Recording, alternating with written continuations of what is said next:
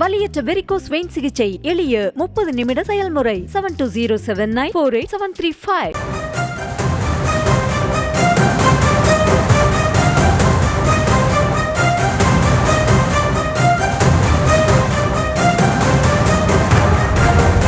அண்மை செய்தியை பார்த்து கொண்டிருக்கிறோம். அதிமுக மற்றும் தேமுதிகவுக்கு இடையேயான பேச்சுவார்த்தை இறுதிக்கட்டத்தில் இருப்பதாக தகவலானது வெளியாகி இருக்கிறது. கூடுதல் விவரங்களை வழங்குவதற்காக செய்தியாளர் லதா இணைப்பில் இருக்கீங்க. முழு விவரங்களை வழங்கலாம். கனிமொழி, வணக்கம்.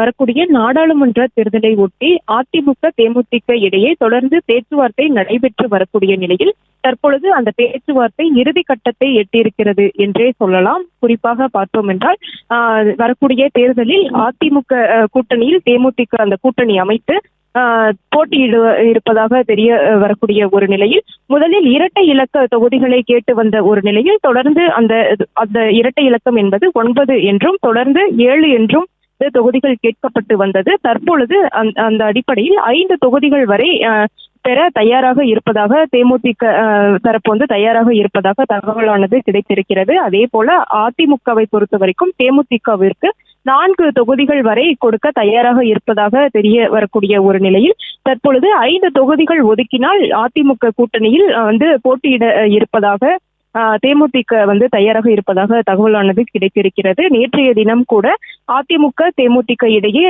அந்த ரகசிய பேச்சுவார்த்தை நடைபெற்ற ஒரு நிலையில் 7 தொகுதிகள் வரை தேமுதிக கேட்ட ஒரு நிலையில் தற்பொழுது 5 தொகுதிகள் வரை கேட்பதாக அந்த தகவலானது கிடைத்திருக்கிறது.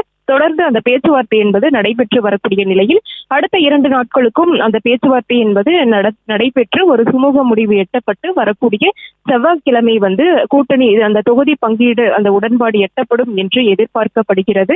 5 தொகுதிகள் வரை தேமுதிக கேட்கக்கூடிய ஒரு பட்சத்தில் 4 தொகுதிகள் வரை ஒதுக்க அதிமுக தயாராக இருப்பதாகவும் தெரிய வருகிறது.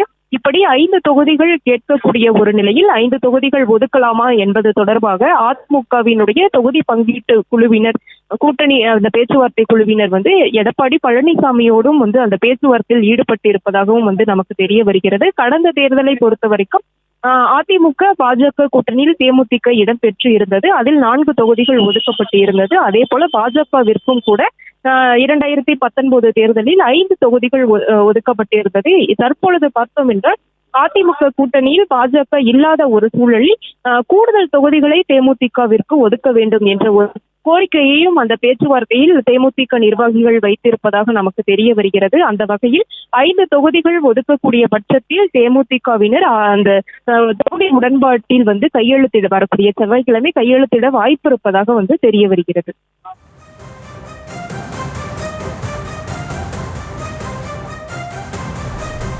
விவரங்களுக்கு நன்றி லதா. வலியற்ற வெரிகோஸ் வெயின் சிகிச்சை எளிய 30 நிமிட செயல்முறை. 7207948735. செய்திகளை உடனுக்குடனும் துல்லியமாகவும் தெரிந்து கொள்ள சப்ஸ்கிரைப் பண்ணுங்க.